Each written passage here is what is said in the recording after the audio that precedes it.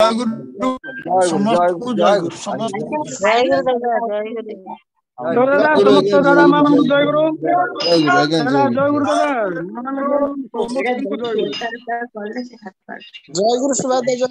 ଆଜ୍ଞା ଜୟଗୁରୁ ଜୟଗୁରୁ ଜୟଗୁରୁ ଆପଣମାନେ ସମସ୍ତେ ମୋର ଆନ୍ତରିକ ଜୟଗୁରୁ। ବର୍ତ୍ତମାନ ପ୍ରଶ୍ନ ଉତ୍ତର କାର୍ଯ୍ୟ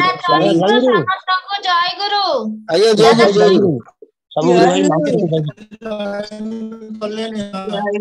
ଜୟଗୁରୁ ଆଜ୍ଞା ଜୟଗୁରୁ ଜୟଗୁରୁ। ବର୍ତ୍ତମାନ ପ୍ରଶ୍ନ ଉତ୍ତର କାର୍ଯ୍ୟକ୍ରମର ସମୟ ଯାଇଛି। ଆଜ୍ଞା ଜୟଗୁରୁ ଜୟଗୁରୁ ଆପଣମାନେ ସମସ୍ତେ ମୋର ଆନ୍ତରିକ ଜୟଗୁରୁ ଜୟଗୁରୁ ଜୟଗୁରୁ। ବହୁତ ସୁନ୍ଦର ଆପଣ ବି କନକ୍ଲୁଜନ ରେ ବହୁତ ସୁନ୍ଦର ଭାବରେ କରିଛନ୍ତି। ବହୁତ ସୁନ୍ଦର ବହୁତ ବହୁତ ଜୟଗୁରୁ ଆଜ୍ଞା ଧନ୍ୟବାଦ। ଜୟଗୁରୁ ଜୟଗୁରୁ। ବର୍ତ୍ତମାନ ପ୍ରଶ୍ନ ଉତ୍ତର ଆଜ୍ଞା ଆଜ୍ଞା ଜୟଗୁରୁ ଜୟଗୁରୁ। ବର୍ତ୍ତମାନ ପ୍ରଶ୍ନ ଉତ୍ତର କାର୍ଯ୍ୟକ୍ରମର ସମୟ ହେଇଛି। ଆମ ସହିତ ଉପସ୍ଥିତ ରହିଛନ୍ତି ଆମର ଆଜିର ଅତିଥି ବକ୍ତା ଶ୍ରୀଯୁକ୍ତ ପ୍ରମୋଦ କୁମାର ପଣ୍ଡା ଏସପିଆର ସତ୍ସଙ୍ଗ ଶ୍ରୀମନ୍ଦିର ଖସରଦା କଟକ। ଆମ ସହିତ ଉପସ୍ଥିତ ରହିଛନ୍ତି ଶ୍ରୀଯୁକ୍ତ ରମାକାନ୍ତ ମିଶ୍ର ଦାଦା ଏସପିଆର ସତ୍ସଙ୍ଗ ବିହାର ଭୁବନ ଢେଙ୍କାନାଳ। ଆମ ସହିତ ଉପସ୍ଥିତ ରହିଛନ୍ତି ପଣ୍ଡିତ ବିଜୟ କୁମାର ଆଚାର୍ଯ୍ୟ ଦାଦା ଏସପିଆର ସତ୍ସଙ୍ଗ ବିହାର କେନ୍ଦ୍ରାପଡ଼ା। ଆଉ କିଛି ସମୟ ପରେ ପହଞ୍ଚିବେ doctor Ramakant Mishra professor in botany Bhubaneswar. ଆପଣମାନଙ୍କ ଭିତରେ କଣ ପ୍ରଶ୍ନ ରହିଛି ପ୍ରଶ୍ନ ପଚାରନ୍ତୁ। ବର୍ତ୍ତମାନ ପ୍ରଥମେ ଦେଖିଦେବା ହାତ ଟେକିଛନ୍ତି ମମତା ଦାସ ମା ଜୟଗୁରୁ ମା ଜୟଗୁରୁ କଣ ପ୍ରଶ୍ନ ଅଛି ପଚାରନ୍ତୁ। ଜୟଗୁରୁ ଦାଦା ଜୟଗୁରୁ ଆଜି ଆଜ୍ଞା ଆଲୋଚନା ବହୁତ ବଢିଆ ହେଇଥିଲା। ଦାଦା ଯୋଉ ଶେଷ ସମୟରେ ଯୋଉ ଠାକୁରଙ୍କର ଯୋଉ ଅଳି ମାଙ୍କ ପାଖରେ ଗୀତଟା ବୋଲିଲେ ମତେ ଲାଗିଲା ଯେମିତି କାହ୍ନା ଯେମିତି ଯଶୋଦାଙ୍କ ପାଖରେ ଯେମିତି ଅଳି କରୁଛନ୍ତି ବହୁତ ସୁନ୍ଦର ଲାଗିଲା। ସେଥିପାଇଁ ବହୁତ ଖୁସି ଦାଦା ବହୁତ ବଢିଆ ହେଇଛି ଏଠି କହିବା ଆଉ କିଛି ପ୍ରଶ୍ନ ନାହିଁ ପଛରେ ପ୍ରଶ୍ନ କରିବି। ବହୁତ ବହୁତ ଧନ୍ୟବାଦ ମା ବହୁତ ବହୁତ ଧନ୍ୟବାଦ ଜୟଗୁରୁ। ଦାଦା ତ ଅଛନ୍ତି ଉପସ୍ଥିତ ଦାଦା ଶୁଣୁଛନ୍ତି ଦାଦାଙ୍କର ସମସ୍ତେ କହୁଛନ୍ତି ଦାଦାଙ୍କର ଆଲୋଚନା ବହୁତ ବଢିଆ ହେଇଛି। ଦାଦାଙ୍କୁ ଦାଦା ଏଠି ଉପସ୍ଥିତ ଅଛନ୍ତି ଶୁଣୁଛନ୍ତି ସେଥିପାଇଁ ବହୁତ ବହୁତ ଧନ୍ୟବାଦ। ଆଉ ନେକ୍ସଟ କ୍ୱେଶ୍ଚିନ୍ ନେଇଯିବା ନଳିନ ନଳିନ ଜେନା ମା ଭୁବନେଶ୍ୱର। ଜୟଗୁରୁ ଭାଇ ଜୟଗୁରୁ ସମସ୍ତ ମାନ୍ତର ଜୟଗୁରୁ। ଦାଦାଙ୍କର ଜୟଗୁରୁ ବହୁତ ହୃଦୟସ୍ପର୍ଶୀ ଉଚ୍ଚ କୋଟିର ହେଇଛି ବହୁତ ସୁନ୍ଦର ଲାଗିଲା। ଦାଦା ତ ଆମର ଯୋଉ ବାର୍ଦ୍ଧକ୍ୟ ଅବସ୍ଥାରେ ଦେଖାଯାଇଛି ପିତାମାତା ମାନେ ପୁରା ମାନେ ନିରୁପାୟ ହେଇଯାନ୍ତି ଯେ କି ପାଖରେ ଅର୍ଥ ଥାଏ ହେଲେ ହାତକୁ ପାଣି ଗ୍ଲାସ ଦବା ପାଇଁ କେହି ପାଖରେ ନଥାନ୍ତି। ତାହେଲେ କଣ କଲେ ଯୋଉ ପିତାମାତା ମାନେ ତାଙ୍କର ବୃଦ୍ଧା ଅବସ୍ଥାରେ ଆଉ ସେ ମାନେ ନିରାଶ ହେବେନି ହତାଶ ଭାବରେ ଯୋଉ ବଞ୍ଚୁଛନ୍ତି ସେ ହତାଶ ଭାବ ଟା କେମିତି ଦୂରେଇ ଯିବ ଶାନ୍ତିରେ କେମିତି ବଞ୍ଚି ପାରିବେ ସେଇଟା କଣ ଦାଦା ଟିକେ କୁହନ୍ତୁ ମତାମତ ଦିଅନ୍ତୁ। ଯୋଉ ପିତାମାତା ମାନଙ୍କୁ କଣ କରିବାକୁ ପଡିବ ଆଗାମୀ ପିଢିରେ ସେମାନେ ଯେମିତି ଶାନ୍ତିରେ ରହିପାରିବେ। ଦାଦା ବହୁତ ବହୁତ ବହୁତ ଧନ୍ୟବାଦ ବହୁତ ବଢିଆ ପ୍ରଶ୍ନ। ପ୍ରଶ୍ନଟି ଆସିଛି ପିତା ମାତା ମାନେ କାହିଁକି ଏମିତି କଷ୍ଟ ପାଉଛନ୍ତି ଜୀବନର ଶେଷ ଅବସ୍ଥାରେ ସେମାନେ କଣ କଲେ ସେମାନେ ଏମିତି ଆଉ କଷ୍ଟ ପାଇବେନି ଦୁଃଖ ପାଇବେନି ଆଉ ପୁତ୍ର କନ୍ୟା ମାନେ ତାଙ୍କୁ ପଚାରୁନାହାନ୍ତି ଏଭଳି କଷ୍ଟ ଯନ୍ତ୍ରଣା ନେଇକି ଜୀବନର ଶେଷ ଯାତ୍ରା କରୁଛନ୍ତି। ସେଥିପାଇଁ କଣ ଉପାୟ ଅଛି କଣ ମେଡିସିନ ଅଛି କଣ କଲେ ଏଭଳି ପିତାମାତା ମାନେ ଆଉ କଷ୍ଟ ପାଇବେନି ସେ ତ ପ୍ରମୋଦ କୁମାର ପଣ୍ଡା ଦାଦା ଜୟଗୁରୁ ଦାଦା କୁହନ୍ତୁ। ପ୍ରମୋଦ ଲାଇନ ଅଛନ୍ତି ଶ୍ରୀଯୁକ୍ତ ପ୍ରମୋଦ କୁମାର ପଣ୍ଡା ଆଜ୍ଞା ଦାଦା ଆଜ୍ଞା ଜୟଗୁରୁ ଜୟଗୁରୁ ଆଜ୍ଞା ଜୟଗୁରୁ ଦାଦା ବହୁତ ସୁନ୍ଦର ଯୋଜନା ଆପଣ କରିଛନ୍ତି ତଥାପି ଆଜ୍ଞା ଟିକେ ଆଜ୍ଞା ଦାଦା ମତାମତ ଦିଅନ୍ତୁ କେମିତି ପିତାମାତା ମାନେ ଶାନ୍ତିରେ ରହିପାରିବେ ବୃଦ୍ଧାବସ୍ଥାରେ ତାଙ୍କୁ ଯୋଉ ନିରାଶା ଭିତରେ ହତାଶା ଭାବ ଟା ତାଙ୍କ ମନ ନ ଆସିକି ଶାନ୍ତିରେ କେମିତି ବଞ୍ଚି ପାରିବେ ସେଇଟା ଟିକେ କୁହନ୍ତୁ ଦାଦା। ଜୟଗୁରୁ। ଆମେ ମାନେ ତାଙ୍କୁ ନିରନ୍ତର ସେ ଯେମିତି ରୋଗ କଷ୍ଟ ଯୋଉ ଦୁଃଖ ଯନ୍ତ୍ରଣା ଟା ଯେମିତି ଅନୁଭବ କରି ନ ପାରନ୍ତି ସେଇ ପ୍ରଚେଷ୍ଟା ଟା ରଖିବା ଦରକାର। ମୂଳ କଥା ହଉଛି ମନେ କରନ୍ତୁ ବାପା କି ଶାଶୁ ଶ୍ୱଶୁର ମାନେ ରୋଗ ଯନ୍ତ୍ରଣାରେ ପଡିଛନ୍ତି କଷ୍ଟ ପାଉଛନ୍ତି ଆମେ ସ୍ୱାମୀ ସ୍ତ୍ରୀ ଘରେ ଝଗଡା ଝାଟି କଲେ ବୋହୂ କହୁଛି ମୁଁ ଟିକେ ବାପାକୁ ଡାକ୍ତରଖାନା ନେଇକି ଯାଅ ପୁଅ କହୁଛି ମତେ ସମୟ ନାହିଁ ଆମ ଭିତରେ ଟଣା ଅଟରା ଭଲ ମନ୍ଦ ଇତ୍ୟାଦି ଇତ୍ୟାଦି କଥା ଆମେ ଯଦି କଷ୍ଟ ଅନୁଭବ କଲେ ତାହେଲେ ସେମାନେ ବହୁତ ଦୁଃଖ ପାଇବେ ବରଂ ଚିନ୍ତା କରି ମୁଁ ମରିଯାଆନ୍ତି କି ତରିଯାଆନ୍ତି। ତେଣୁ ମନେ ପଡୁଛି ଠାକୁରଙ୍କର ମାନେ ପାଖକୁ ଜଣେ ଭକ୍ତ ମା ଜଣେ ଆସିଥିଲେ। ମା ଜଣେ ଆସିକି ତାଙ୍କର ସ୍ୱାମୀଙ୍କର ଅସୁସ୍ଥତାର କଥା କହୁଛନ୍ତି ଠାକୁର ମୁଁ ମାନେ କେତେ କରିବି ତାଙ୍କ ପାଇଁ କରି କରି ସେ କେମିତି ଟିକେ ଔଷଧ ଖାଇବେ କେମିତି ପଥି ଖାଇବେ କେମିତି ଟିକେ ଭଲରେ ମାନେ ଦେହଟା ତାଙ୍କର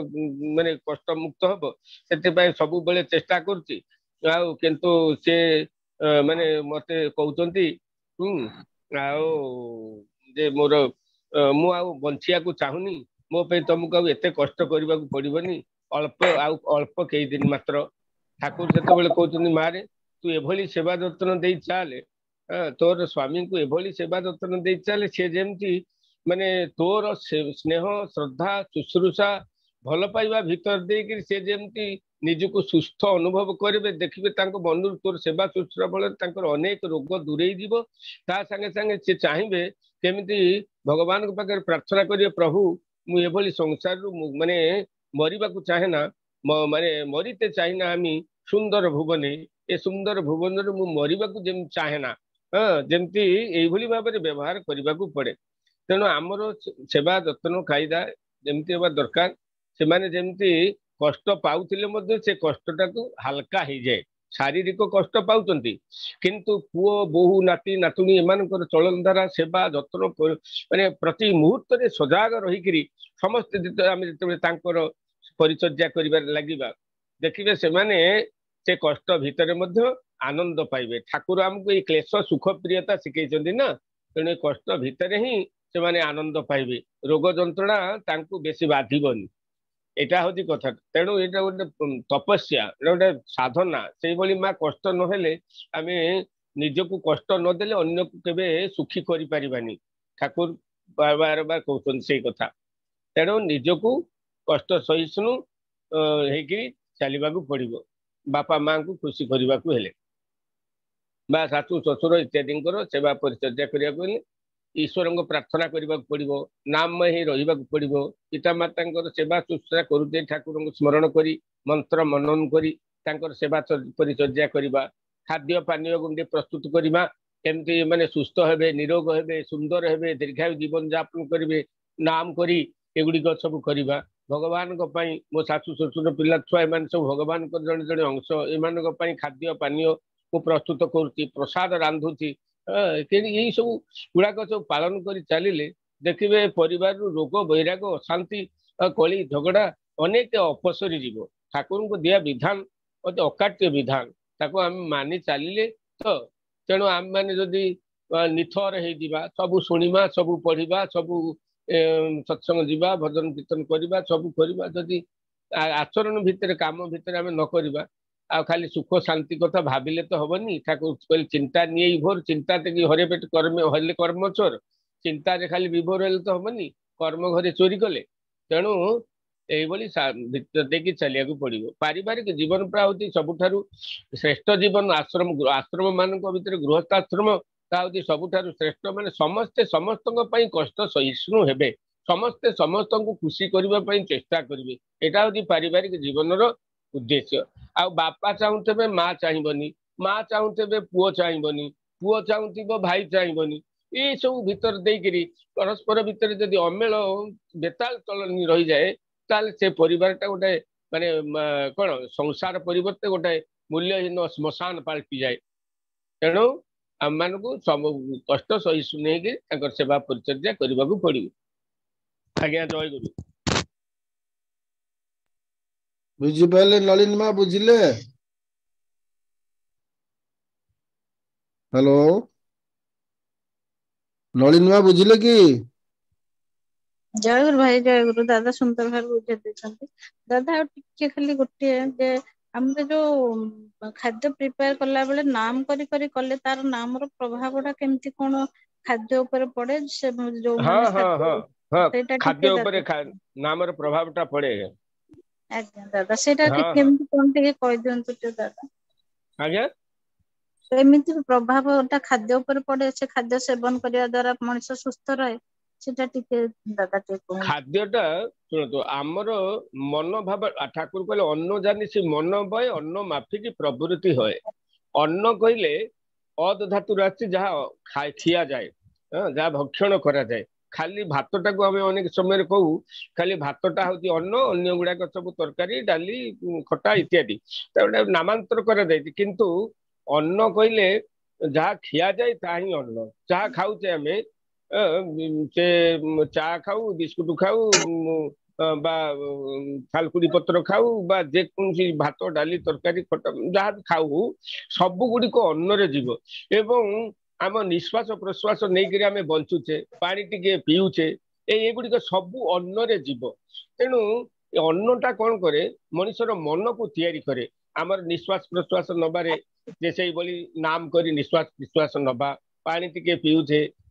ନାମ କରି ପାଣି ଟିକେ ପିଇବା, ସବୁ ସମୟରେ ଖାଦ୍ୟ ପାନୀୟ ଗ୍ରହଣ କଲା ବେଳେ ଠାକୁରଙ୍କ ନାମ କରିକି ଗ୍ରହଣ କରିବେ। ମୁଁ ପ୍ରସାଦ ଖାଉଛି କାରଣ ବ୍ରହ୍ମାର୍ପଣ ବ୍ରହ୍ମ ହବି ବ୍ରହ୍ମାଗ୍ନ ବ୍ରହ୍ମଣାହୁତମ୍, ଏ ସବୁ ଗୁଡାକ ବ୍ରହ୍ମ ନା। ତେଣୁ ଅଗ୍ନି ବ୍ରହ୍ମ, ଶୁଭ ବ୍ରହ୍ମ, ସୃଚ ବ୍ରହ୍ମ, ଘିଅ ବ୍ରହ୍ମ, ଅନ୍ନ ବ୍ରହ୍ମ, ଜଳ ବ୍ରହ୍ମ, ସବୁ କିଛି ଏଇ ଭାବ ବୋଧ ନେଇକରି ମଣିଷ ଯେତେବେଳେ ଅନ୍ନ ଜଳ ପାନୀୟ ଆଦି ଗ୍ରହଣ କରେ, ତା ଭିତରେ ଈଶ୍ୱରୀୟ ଚେତନା ଈଶ୍ୱରୀୟ ଭାବଟା ମାନେ ସେଟା ପ୍ରସ୍ଫୁଟିତ ହୁଏ ଏବଂ ସିଏ ଯୋଉ ଯୋଉ କାମ କରିବ ସେ କାମ ଭିତରେ ମଧ୍ୟ ସେ ଈଶ୍ୱରୀୟ ବ୍ୟଞ୍ଜନାଟା ସୃଷ୍ଟି ହବ।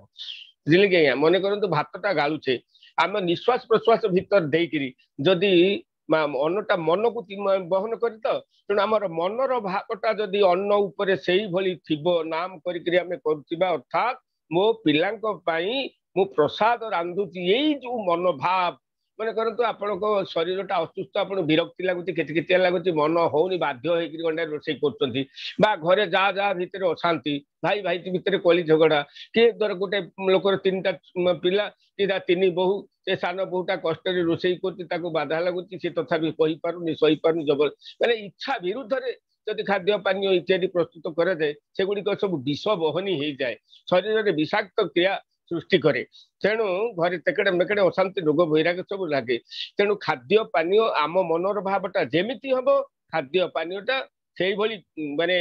ଆମର ମନର ଭାବଟାକୁ ଗ୍ରହଣ କରିବ ସିଏ। ଆଉ ଆପଣ ଦେଖିବେ, ମନେ କର ଘର ପରିବେଶଟା ମଧ୍ୟ ବଦଳିଯିବ, କାରଣ ଆମର ନିଶ୍ୱାସ ପ୍ରଶ୍ୱାସ ଭିତରେ ଆମେ ନିଶ୍ୱାସ ତ୍ୟାଗ କରୁଛେ, ପ୍ରଶ୍ୱାସ ଗ୍ରହଣ କରୁଛେ, ଆମେ ଭିତରଟା ଯଦି ନାମମୟ ହେଇକି ରହିଲେ, ଆମର ଶ୍ୱାସକ୍ରିୟା ମାଧ୍ୟମରେ ସେ ଯୋଉ ମାନେ ନାମର ଭାବଟା ଆମ ଶ୍ୱାସ ମାଧ୍ୟମରେ ପରିବେଶର ବା ଗୃହ ପରିବେଶର ବାୟୁମଣ୍ଡଳକୁ ମଧ୍ୟ ସେଇଭଳି ମାନେ ସଜାଗ କରିକି ରଖିବ, ଭକ୍ତି ଭାବ ପୂର୍ଣ୍ଣ କରିକି ରଖିବ। ଦେଖିବେ ଜଣ ଜଣ ଘରକୁ ଗଲେ ମନଟା ଆନନ୍ଦରେ ପୁରିଯାଏ, ଜଗମଗ ହେଇ ଉଠେ, ଏବଂ ଜଣ ଜଣକୁ ଘରୁ ଗଲେ ସେଠି ପାଣି ଟୋପାଏ ପିଇବାକୁ ଇଚ୍ଛା ହୁଏ ନା, ଏଠି କାହିଁ ଆଇଲେ ଗୋଟେ କୃପଣଟା କି ବା ଗୋଟେ ଭାରି କାହିଁ ମନଟା ଭଲ ଲାଗୁଛି, ଏଭଳିଆ ଲାଗେ। କାହିଁକି ନା ତାର ସେ ଲୋକର ଚିନ୍ତାଧାରା ତା ନିଶ୍ୱାସ ନିଶ୍ୱାସ ଭିତରେ ଦେଇ ତା ଗୃହ ପରିବେଶରେ ଖେଳୁଛି। ତେଣୁ ସେ ଘର ଭିତରକୁ ପଶି ଯାଉ ଯାଉ ମଣିଷ ଅନୁଭବ କରିବ ଏଠି ଏ ଜାଗାଟା ଏଇଭଳିଆ। ତେଣୁ ସବୁବେଳେ ଆମକୁ ନାମମୟ ହେଇକି ରହିବାକୁ ପଡିବ, ଆଉ ଖାଦ୍ୟ ପାନୀୟ ତଦନୁରୂପ ଭାବରେ ପ୍ରସ୍ତୁତ କରିବାକୁ ପଡିବ। ମନର ଭାବଟାକୁ ସିଏ ରିସିଭ କରିବ, ଗ୍ରହଣ କରୁଛି ସବୁ। ଏଟା ହଉଛି କଥାଟା। ଜୟ ଗୁରୁ। ଜୟ ଗୁରୁ ଆଜ୍ଞା, ବୁଝିପାରିଲେ? ନଳିନ ମା ବୁଝିଲେ? ଜୟ ଗୁରୁ ଦାଦା, ବହୁତ ଜୟ ଗୁରୁ। ଧନ୍ୟବାଦ ଦାଦା, ସୁନ୍ଦର ଭାବେ ଦାଦା ବୁଝେଇ ଦେଇଛନ୍ତି, ବହୁତ ଧନ୍ୟବାଦ। ଜୟ ଗୁରୁ। ବହୁତ ବହୁତ ଧନ୍ୟବାଦ ଦାଦା। ନେକ୍ସଟ କ୍ୱେଶ୍ଚନ ହେଇଯିବା ଲିପିକା ମା ଭୁବନେଶ୍ୱର। ଲିପିକା ମା। ଦାଦା ଜୟ ଗୁରୁ। ଜୟ ଗୁରୁ, ଜୟ ଗୁରୁ ଆଜ୍ଞା, କୁହନ୍ତୁ। ସମସ୍ତଙ୍କୁ ପ୍ରଣାମ ଦାଦା ମାନଙ୍କୁ, ମା ମାନଙ୍କୁ, ସମସ୍ତଙ୍କୁ ଜୟ ଗୁରୁ। ଦାଦା କ୍ୱେଶ୍ଚିନ୍ ଥିଲା ଯେ ଆଜିର ଯୋଉ ଟପିକ ଟା ବହୁତ ସୁନ୍ଦର ଭାବେ ଆଲୋଚନା ହେଇଛି, ଆମେ ଏଇଆ ଉପରେ ଫୋକସ କଲେ ଯେ ଆଜିର ଯୋଉ ମାନେ ସମୟ ବା ପରିସ୍ଥିତି ପରିବେଶ ଯାହା ହେଇଛି, ସେଥିରେ ଯୋଉ ବାବା ମା ମାନେ ଅବହେଳିତ ଇଏ ହେଇକି ରହୁଛନ୍ତି, ସେଇ ବିଷୟରେ ବହୁତ ପୁଙ୍ଖାନୁପୁଙ୍ଖ ଭାବେ ଆଲୋଚନା ହେଲା। ସମସ୍ତେ ବୁଝିଥିବେ କାରଣଟା କଣ, କାରଣ କଣ ବୁଝିଥିବେ। ଆଉ ମୁଁ କହିବା କଥା ଦାଦା, ଏଇ ଯୋଉ ଆପଣ ମଝିରେ ବି କହିଲେ ଯାଜନରେ ଯେ ଏଇଟା ପିଢି ଦର ପିଢି ଏମିତି ବହୁତ ଯୁଗରୁ ଚାଲି ଆସିଛି, କାହିଁକିନା ସେଇ ବାପା ମା ମାନେ, କିଛି ବାପା ମା, ସେଇ ନଟ୍ ଏକ୍ଜାକ୍ଟଲି, କିଛି ବାବା ମା କଣ କରନ୍ତି ନା ତାଙ୍କ ବାବା ମାଙ୍କ ମନ ପ୍ରତି ମଧ୍ୟ ସେଇ ପ୍ରକାର ମନୋଭାବ ରଖିଥାନ୍ତି। ତେଣୁ ତାଙ୍କ ପିଲାଙ୍କ ପ୍ରତି ମଧ୍ୟ ଏଇଟା ଟ୍ରାନ୍ସମିଟ ହେଇକି ଆସେ, ଆଉ ଗୋଟେ କର୍ମଫଳ ଅନୁସାରେ ବି ଭୋଗ ଭୋଗ ଆସେ। ତେବେ ଦାଦା ଏଇ ସବୁତୁକୁ ଆଖି ଆଗରେ ରଖିକିରି ଯୋଉ ଆମେ ଯୋଉ ବାବା ମା ମାନେ ଆଜି ଅବହେଳିତ ହଉଛନ୍ତି, ସେମାନେ ଯେତେବେଳେ ମାନେ ସେମାନେ ଯେତେବେଳେ ଛୁଆ ଜନ୍ମ କଲେ ଆଉ ଲାଳନ ପାଳନ କଲେ, ସେତେବେଳେ କଣ କିଛି ଅସୁବିଧା ଥିବା ବଶତଃ ପିଲାର ସଂସ୍କାର ଟା ଠିକ ଭାବେ ଡେଭଲପ ହେଇପାରିଲାନି, ଆଉ ପ୍ଲସ ତାର ଯୋଉ ଜନ୍ମଗତ ସଂସ୍କାର ଯୋଉଟା ନେଇକି ଆସିଥିଲା ସେଥିରେ ତ ସେଟା ରହିଲା, ହାତ ମରା ହେଲାନି, ପ୍ଲସ ଯୋଉଟା ନେକ୍ସଟରେ ଯୋଉ ଆକ୍ୱାର୍ଡ ସଂସ୍କାରଟା ଯୋଉଟା ଆମେ ପରବର୍ତ୍ତୀ ଷ୍ଟେଜରେ ସଂସ୍କାରରେ ପରିବର୍ତ୍ତିତ ହୁଏ, ସେଥିରେ କଣ କିଛି ଏମିତି ବାବା ମାଙ୍କର ଲାଳନ ପାଳନ, ବାବା ମାଙ୍କର ନିଜର ଚରିତ୍ର, ନିଜର ଆଟିଟ୍ୟୁଡ, ଜୀବନ ପ୍ରତି ତାଙ୍କର ଯୋଉ ଉଦ୍ଦେଶ୍ୟ ବା ଜୀବନକୁ ଯେବେ ଯେଇଭଳି ଭାବେ ଚାଲି ଆସିଛନ୍ତି, ଚଳେଇ ଆସିଛନ୍ତି, ସେଟାର ପ୍ରଭାବରେ ପିଲାଟା ଦିନକୁ ଦିନ ଏମିତି ହେଇଗଲା, ରିଜିଡ ହେଇଗଲା, ବା ତାର ସଂସ୍କାରଟା ଠିକ ହେଲାନି। ଆଉ ପରବର୍ତ୍ତୀ ଷ୍ଟେଜରେ ମଧ୍ୟ ବାବା ମାନଙ୍କର ବ୍ୟବହାର ଗୁଡାକ ବି ଟିକେ ଖାପଛଡା ରହିଗଲା ପରେ ପିଲା ବାଧ୍ୟ ହେଇକି ମଧ୍ୟ ଏମିତି କଲା। ଏମିତି କିଛି ଜଷ୍ଟିଫିକେସନ ଦେଇ ହବ କି? ତାପରେ ଟିକେ ଆଲୋଚନା ରଖିବେ, कारण भूलटा देखा जाए प्रायतः उभय पक्षर को भितर कौन है गढ़ी आसी जाए बाहर लोक आम एतटा जानी पारुना भी एतटा कारण के खोली कहि पारंती किंतु आम प्रत्येक जानिबा दरकार जे मोर किछिटा भूल रही मो पिला को सेटा ट्रांसमिट हेची आउ तेणु मु सजग रहिबी एपरटी दादा रखिबो एटा क्रिटिकल क्वेश्चन एटा अपन तो लगे कि 5-10टा मिसे क्वेश्चन करछन सब आडू गोटे विराट क्वेश्चन करिछि आ कहिबे ओ बड़े वाले एट मु तापर करू दादा आगे के विषय कोन म और किछ अछि कहि दादा कोन अपन कोन सुनंतु ई शास्त्र रे कहा जाय छी आयु कर्म च वित्तं च विद्या निधन देव च पंचैतानि हि सृज्यन्ते गर्भस्थस्यैव देहिनः शास्त्र रे कहा जाय छी आयु कर्म वित्त विद्या एवं निधन निधन कले मृत्यु ये पांचटी माने आयुर कर्म च वित्त च विद्या निधन पंचैतानि हि सृज्यन्ते गर्भस्थस्यैव देहिनः ये पांचटी जिनिस सृष्टि हेई थाए देहधारी मानकर मातृगर्भरु कौन बुझिले कथाटा मनकर गोटे पिला अल्पायु हो तार माना बा आयुष तार जहाँ कह आयुष आयु किए अल्पायु हो किए दीर्घायु हो तेणु आयुटा निर्धारित होता है मातृगर्भरु कर्म किए कौन कर आम बाड़े पिटी हो माने बापा माँ चिंता कर मो पुआ केमी इंजीनियर हो मो पुआ केमी डाक्तर आजिकल समस्त बापा माँ या चिंता कर मो पु इंजीनियर हो मो पु डाक्तर हो आउ कई चाहूना चाषी मूलिया होकर खटिया कई चाहूना तेणु समस्त मन ये जो कर्मर धाराटा बापा माँ चिंता कर कर्मटा कौन करे मातृगर्भरु सेटा स्थिरीकृत होता है कारण पिता माता संजोग काले बीजा लिहिची कपाले जो कथाटा आमर लोकोक्ति अच्छी तेणु आयुष कर्म वित्त आपण केते धन संपदर अधिकारी हेबे दरिद्र हेबे भिकारी हेबे कोटिपति हेबे लक्षपति हेबे शिल्पपति हेबे कौन केते वित्तर अधिकारी हेबे तार विद्या केते कौन पाठ पढ़िबे आमे पिला को देखिबे हजार हजार लक्ष लक्ष टंका खर्च करी बापा माँ माने पिला को पाठ पढ़ाउछंती किंतु पिला जाइकरी गुली खटी रे बसी कोडी गंजेई मद खाइकरी पागल होइकरी अवस्था रे आसी पहुंचले बहु बड़ बड़ लोकंकर कहानी आपण देखुतेबे सुनुतेबे किंतु मूलटा को छाड़ी देइकरी डाल रे जेते पाए चिंतिले कोन हबो तेनु से विद्या आ निधन निधन कहले मरण आपण गाड़ी धक्का रे मरिबे कि विष खाइकरी मरिबे कि नियारे पोड़ी हेई मरिबे कि किभली अवस्था रे मरिबे एटा मातृगर्भरु ही स्थिरीकृत होता है तेणु से ठाकुर विवाह संस्कार उपर गुरुत्व देइचंती दाम्पत्य जीवन ठाकुर बा कहले बाणी रे शासन संस्था जेपरि भी हेउ जेउथिरे मुंड खेलावना जौन व्यापार सृष्टि नहेले देशर जीवन रहिबना तेणु शासन संस्था जेते जहा हो जेते डेवलपमेंट सरकार चिंता करतु ना कहीं जौन व्यापारटा जौन जीवनटा दाम्पत्य मिलन जीवनटा जदि सुष्ठु सुंदर मार्जित नियंत्रित न हुए ताले देशर जीवन रहिबनी सेमति हमर परिवार जीवन मध्य रहिबनी हम कष्ट रे समस्ते ही संतुलित हवा ही हवा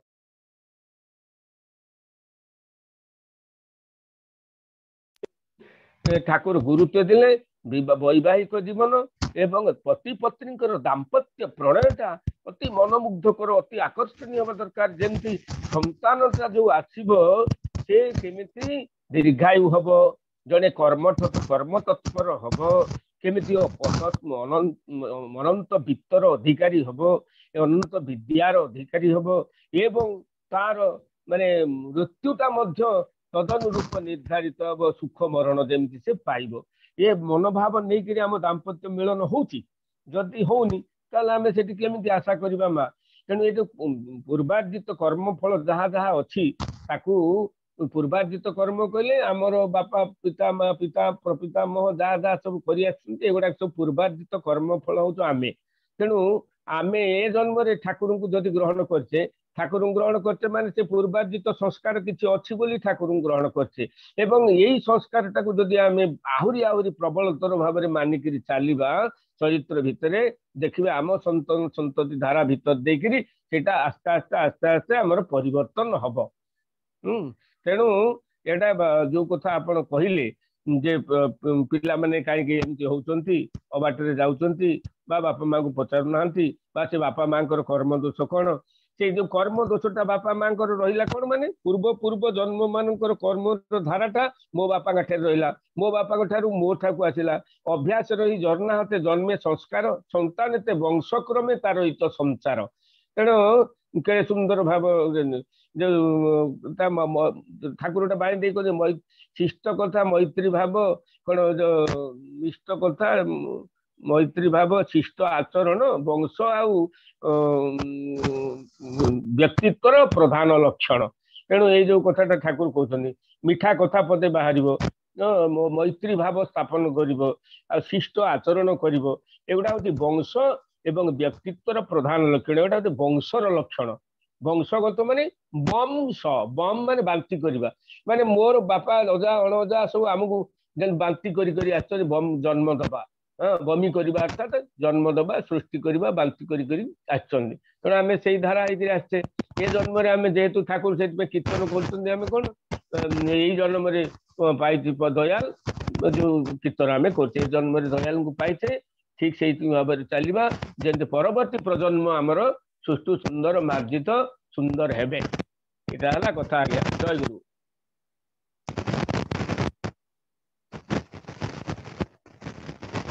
जय गुरु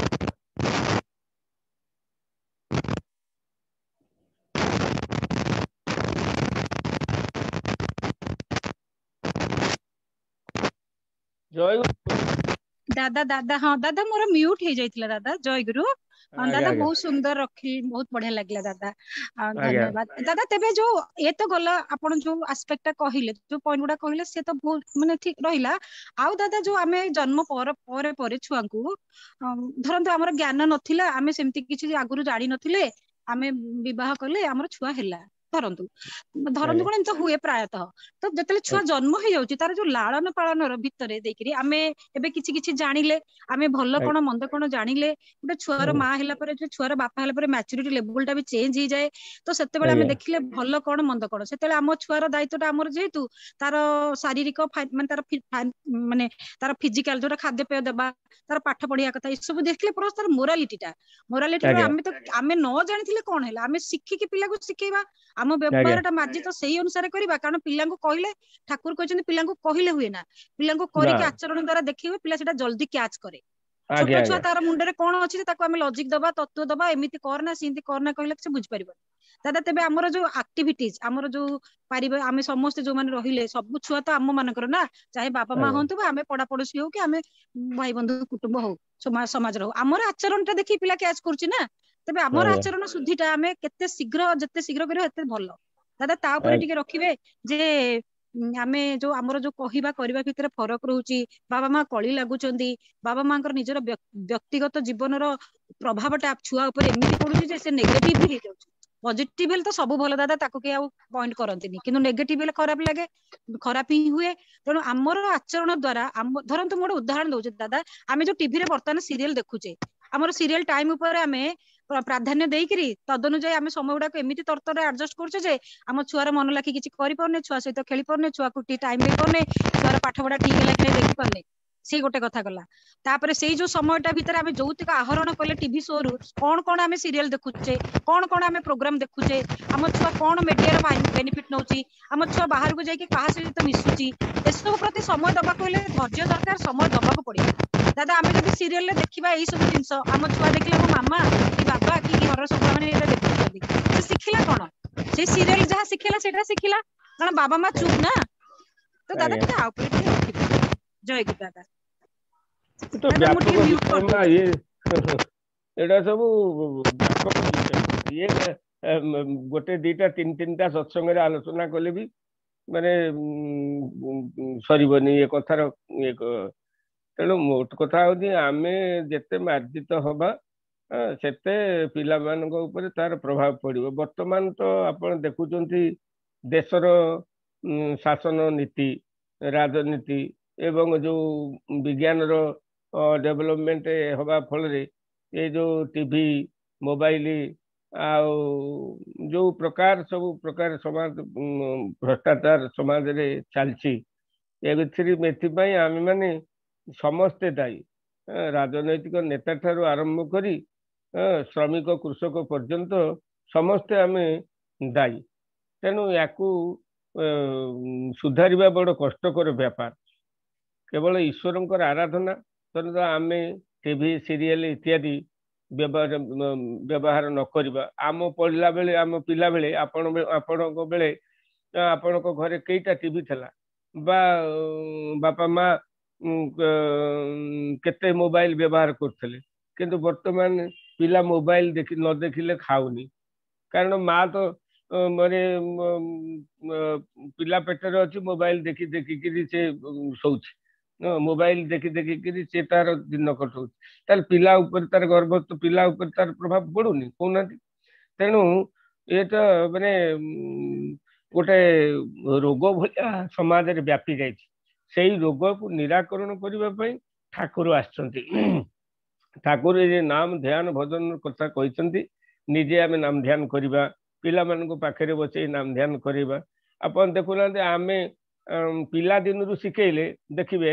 ପିଲା ଦିନରୁ ମୋ ପିଲାଙ୍କ କଥା ମୁଁ କହୁଛି, ମୁଁ ପିଲା ଦିନରୁ ପାଖରେ ବସେଇବା, ପ୍ରାର୍ଥନା କରିବା। ଟିଉସନ ଟାଇମ ଯଦି ଥବ, ସନ୍ଧ୍ୟାରେ ଧର ସାର୍ କହିଥିବେ 5ଟାରୁ ଆସିବ ଟିଉସନକୁ, ମୁଁ ପିଲାଙ୍କୁ କହେ ନାହିଁ, ତମେ 5:23 ପ୍ରାର୍ଥନା, ମାନେ 5:23 ପ୍ରାର୍ଥନା ସାରିବ। ସେଇଭଳିଆ ମାଷ୍ଟର ପାଖକୁ ପଢେଇବା, ଯିଏ 6ଟାରୁ ଟିଉସନ ଆରମ୍ଭ କରୁଥିବ। ଯିଏ 5ଟାରେ ପଢୁଛି ତା ପାଖକୁ ଆମ ପିଲା ଗଲେ ପିଲା ପ୍ରାର୍ଥନା କରିପାରିବନି। ତେଣୁ ଆମେ ତାଙ୍କୁ ପିଲା ଦିନରୁ ଏଇଭଳି ତାଙ୍କୁ ଗଢିକିରି ଆଣିଲେ। ସେମାନେ ବୟସ ଆମ ଅକ୍ତିଆରରେ ଯୋଉ ପର୍ଯ୍ୟନ୍ତ ଥିଲେ ସେ ପର୍ଯ୍ୟନ୍ତ ବସୁଥିଲେ, ଉଠୁଥିଲେ, ପ୍ରାର୍ଥନା କରୁଥିଲେ, ଠାକୁରଙ୍କ କଥାଟି ପଢୁଥିଲେ, ସତ୍ସଙ୍ଗ ଯାଉଥିଲେ, ସବୁ କରୁଥିଲେ। ଯେତେବେଳେ ପୁଣି ସେମାନେ ବଡ ହେଇଗଲେ, ତାଙ୍କ ଭିତରେ କଣ ହେଲା ନା, ଆଉ ଟିକେ ପ୍ରାର୍ଥନା କରିବାକୁ ଡାକିଲେ, ତମେ କର, ମୁଁ ଟିକେ କାମ ଅଛି ଯାଉଛି। ତମେ ସେ ମାନେ ଏ ଯୋଉ କଥା ଗୁଡାକ ସବୁ ଭାବ, ଆମେ 5ଟାରୁ ବାପା ମା ଉଠିକିରି ମେଡିଟେସନ କଲା ବେଳକୁ, ଧ୍ୟାନ କଲା ବେଳକୁ ସିଏ ତାଙ୍କର ବିଛଣାରେ ଶୋଇଛନ୍ତି, ଉଠିବା କଷ୍ଟ ହଉଛି। ତେଣୁ ଏଇ ଯୋଉ କଥା ଗୁଡାକ ହଉଛି କଣ ନା, ଆମର ବାପା ମାଙ୍କର ଯୌନ ଜୀବନଟା ଏମିତି ହେଇଛି, ଯାହା ଫଳରେ କି ସେ ପିଲାମାନଙ୍କ ଭିତରେ ସେଇଟା ସେତେ ରିଆକ୍ସନ କରିପାରୁନି। ଯୋଉଥିପାଇଁ ଆମେ ପିଲାଦିନେ ସେ ଆମ ଅକ୍ତିଆରରେ ଥିଲେ, ଆମକୁ ମାନିକିରି ଚାଲୁଥିଲେ। ବୟୋବୃଦ୍ଧି କ୍ରମେ କ୍ରମେ ତାଙ୍କ ଭିତରେ ରହି ଯୋଉ ଇନଷ୍ଟିଙ୍କ୍ଟ, ସହଜାତ ସଂସ୍କାର ଯାହାକୁ ଆମେ କହୁଛେ ବାପା ମାଙ୍କ ଜୀବନରୁ ଆଣିଛନ୍ତି, ରେତଧାରା ଭିତରୁ, ଡିମ୍ବାଣୁ ଭିତରୁ, ସେଗୁଡାକ ସବୁ କଣ କରୁଛି ନା, ବୟସ ହେବା ସାଙ୍ଗେ ସାଙ୍ଗେ ସେଗୁଡିକ ଗ୍ରୋ କରୁଛି। ତେଣୁ ଗ୍ରୋ କରୁଥିବାରୁ ସେମାନେ ଟିକେ ଖାପଛଡା ହଉଛନ୍ତି। ତେଣୁ ତଥାପି ଆମେ ପ୍ରଚେଷ୍ଟା ପରାୟଣ ହବା, ଯେହେତୁ ମୂଳରୁ ଆମେ ଏଇଭଳି ପାଳନ କରି ଆସିଛେ, ଆମ ମାନଙ୍କ ଚାଲିଚଳନ, ଆଚାର ବ୍ୟବହାର, ତଥାପି ତାଙ୍କ ପ୍ରତି ଯେମିତି ମୈତ୍ରୀ ଭାବ, ମିଷ୍ଟ କଥା, ଏଗୁଡା ସବୁ ତାଙ୍କ ପ୍ରତି ରହିଲେ ସେ ପୁଣି ଧୀରେ ଧୀରେ ସେଗୁଡିକ ସବୁ ତାଙ୍କ ଭିତରେ ଗଜେଇ ଉଠିବ ଏବଂ ତାଙ୍କ ପିଲା ଛୁଆଙ୍କ ଉପରେ ମଧ୍ୟ ତାର ପ୍ରଭାବଟା ବି ପକେଇବ। ତେବେ ଯାହା ହଉ, ବର୍ତ୍ତମାନ ମାନେ ପରିସ୍ଥିତିରେ ଆମେ ମାନେ ଏଇ ଯୋଉ ମାନେ ଟିଭି ସିରିଏଲ ଆଡୁ ସେଡୁ ମାନେ ଯୋଉଗୁଡାକ ଆମର ଚରିତ୍ର ନଷ୍ଟକାରୀ, ସେ ଜିନିଷ ବ୍ୟବହାର ନ କରିବାଟା ଭଲ। ଆଉ ଯେତିକି ଶିକ୍ଷଣୀୟ ବିଷୟ ଅଛି, ହୁଏତ ଆମେ ତାକୁ ଦେଖିଲେ, ଶିଖିଲେ। ଆଉ ଅଧିକା କଥା କଣ କହିବ? ଆପଣ ତ ଜଣେ ମାନେ ଉଚ୍ଚ ଶିକ୍ଷିତ ଏବଂ ସୁଗୃହିଣୀ ପରି ଜଣା ପଡୁଛନ୍ତି। ମୁଁ ଆଉ କହିବି କଣ? ଆପଣ ନିଜେ ନିଜକୁ ପଚାରିଲେ ଜାଣିବେ। ଆଉ ଏ ବିଷୟରେ କହିବା ବଡ କଷ୍ଟକର ବ୍ୟାପାର। ମା ଜୟଗୁରୁ। ଆଜ୍ଞା ଦାଦା, ବହୁତ ସୁନ୍ଦର ଭାବେ ରଖିଲେ। ଆଉ ତେବେ ଦାଦା ମୁଁ କିଛିଟା ପଏଣ୍ଟ କହୁଛି, ଯଦିଓ ବିଷୟ ଭିତ୍ତିକ ଅଛି, ଟିକେ ମା ଆଉ ଦାଦା ମାନେ ମତେ ଟିକେ କ୍ଷମା କରିବେ, ଟିକେ ୱେଟ୍ କରିବେ। କଥା ହଉଛି କଣ ଦାଦା, ମୁଁ ଯାହା ପଏଣ୍ଟ ଯେତିକି ମାନେ ନେଇପାରିଛି, ଆଜି ଗ୍ରହଣ କରିପାରିଛି ମୁଣ୍ଡରେ, ସେଠି କହୁଛି। ଯଦି ଟିକେ ଭୁଲଭାଲ ହେଇଥିବ ଟିକେ ସଜାଡିଦେବେ ଦାଦା। କଥା ହଉଛି ମାନେ ଆମର ଗୋଟେ ପ୍ରକୃତିର ନିୟମ ଅଛି, ଆମେ ଯେମିତି କରିବା ସେମିତି ପାଇବା। ତ ନ କରିକି ଯଦି ପାଇବାକୁ ଆଶା କରିବା ପଛରେ, ତାହେଲେ ସେଟାକୁ ଆମର ଗୋଟେ ଭ୍ରମ, ମାନେ ସେଟା ମାୟା ଭଳିଆ ଲାଗିବ, ସେଟା ହବନି। तो सेटा तो हिसाब कर्म देवता माने करंदी केमती कोन केते जन्मर ए जन्मर सब दियते मिसी तेबे ठाकुर पाखे जो माँ जने आसिक दिने कहिथिले मो पुओ बहुत बड़ ऑफिसर हेगला ये हेगला ठाकुर सब भलो होला किंतु एबे मो बहुत दुख रे अछि कारण मोर पिला माने मोर कथाटा बुझे ना ठाकुर ताको कहिले तू तो मागी नथिलु भलो मनुष्यटे बोली मो पुओटा गोटे भलो मनुष्य हो बोली मागी नथिलु तू मागिथिलु मो पुओ डाक्टर कि इंजीनियर कोन से उदाहरण थिला ताती मन नाही बोलते किंतु भलो वेल एस्टाब्लिश्ड हो माने फाइनेंशियली हो कैरियर वाइज हो तेणु कोन करबा जदि कहि मो पुओटी भलो मनुष्य हो सेई भितर होय तो सब किछि पाई पारथांदे माने जो श्याम को पाइथिले सब किछि पाई पारथांदे से रकम तो आमे किछि करलेनी ना ठाकुर पाखे अड़ी कले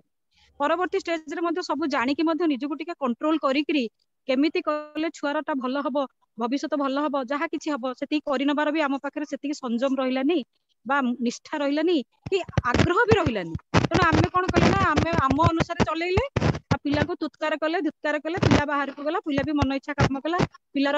केते गोटे कुबुद्धि को मध्ये कुप्रवृत्ति पिलार भी केते गोटे कैरेक्टर रे भूलटा को मध्ये बापा मां भारी खुशी रे ग्रहण करନ୍ତି ଏବଂ तार भी एडवर्टाइजमेंट कर तेणु माने सबु परे जहा जेमिति करबा सेमिति पाइबा जदि आमे समस्त भाबिबा आज डेट जो छुआ माने बाबा मां मानु को मध्ये अवहेला करूचंती से माने मध्ये सेटा भाबिबा दरकार बाबा मां हेकरी बाबा मां हबा पूर्वर मध्ये विवाह पूर्वर मध्ये समस्त आमे सेही जिंसटा जदि मन रे रखि कि ठाकुर को कथा बहुत बहुत धन्यवाद मैं बहुत बुझिगला अपन पॉइंट बुझिगला से पॉइंट ऊपर आलोचना हमर हेइ सलानी आलोचना हेइ सलानी पॉइंट एटा बुझिगला से पॉइंट मध्ये आलोचना ऑलरेडी हेइ गइछि जय गुरु हां ठीक अछि तो दादा मोर बुझिबाटा ठीक अछि आया ठीक अछि